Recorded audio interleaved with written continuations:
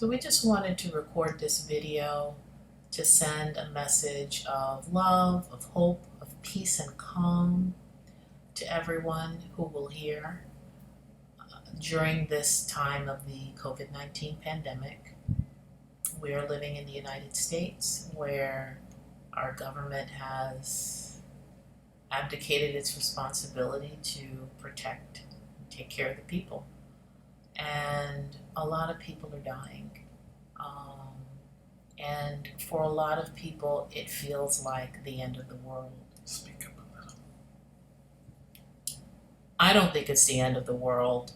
And if anything, the good lesson in everything that's happening is this is a very good time when we are being required to slow down, stop, stay home, to go within and learn oneself. If you don't know how to meditate, now is a good time to learn. If you do know how to meditate, now is a good time to step up your practice, experiment with it. There are many different forms of meditation out there, but frankly, we are divine beings of light having a physical life experience in these bodies, and we can innovate and create just about anything. So introspection, going within, being in the space of silence with your creator, now is the time to do that and to explore and to ask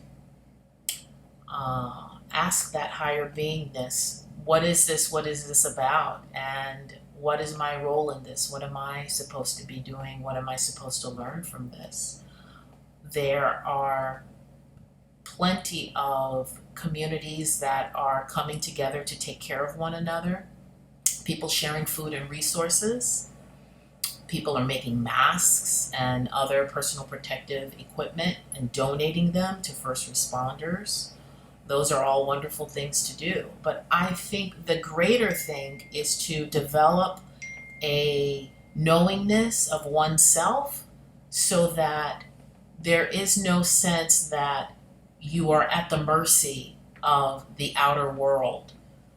The outer world is not what determines our lives. It's actually who we are on the inside that determines our lives. The outer world is a reflection of what we have going on within. And so this chaos that's happening is the reflection of the chaotic energies and forces that are going on within us. And so as individuals and then as groups and communities, we can take the time to go within and learn ourselves and meditate, not just on peace, but on the specific things that prevent us from having peace.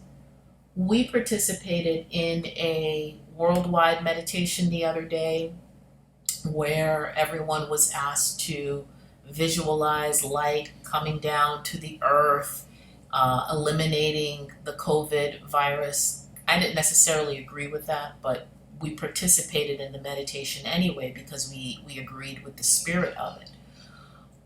Often people talk about meditating on peace. Let's put aside petty differences. Let's come together. But quite often these differences are not petty. They are spaces and energies that are seeking to be returned to love. They are things that need to be understood and forgiven and returned back to source. So if all we do is come together in peace and never actually address the underlying reasons why we are not in peace together on a daily basis, it's just going to come right back. And we keep recreating the same problems over and over again. And they're getting bigger. And then perhaps they're getting bigger because we're in a time right now on the earth where things are spinning and moving faster, so that as all these problems come up and clash and collide, like energies clashing and colliding, the impacts are stronger. So it's not so much that the issues are different or bigger.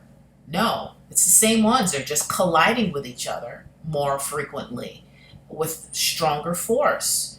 And the only way that I could think of that I wanted to share with everyone to really address that is, in our meditations, whether it's individual, group, collective, not to just meditate on peace and everyone coming together in peace, but to also meditate on what's that pain that you're feeling in your stomach?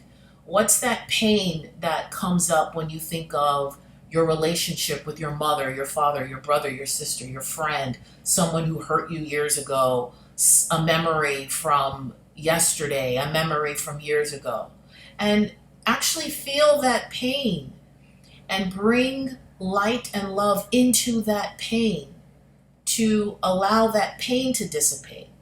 If you have incidentally a mental understanding of that and can fully forgive and release with a mental understanding as well, great. But we don't always have a mental understanding. Sometimes we just have pains and we don't even know where they came from. We don't have a story. But regardless of the story, we need to bring light and love into all of these energies.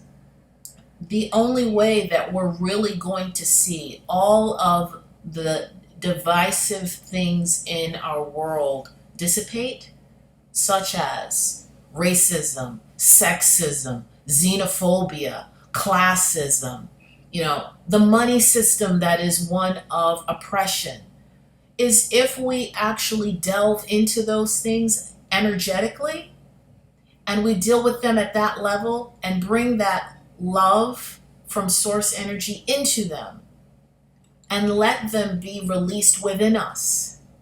Because then we're changing the environment inside so that the environment outside can be reflected. Then we'll really have the peace. It's a good time to find things that bring you joy and spend that time on your own personal development, personal growth as a divine being of light. And you can help to heal. You can help to heal everything in all of us. Ho'oponopono. That would be an excellent way to do things. Namaste.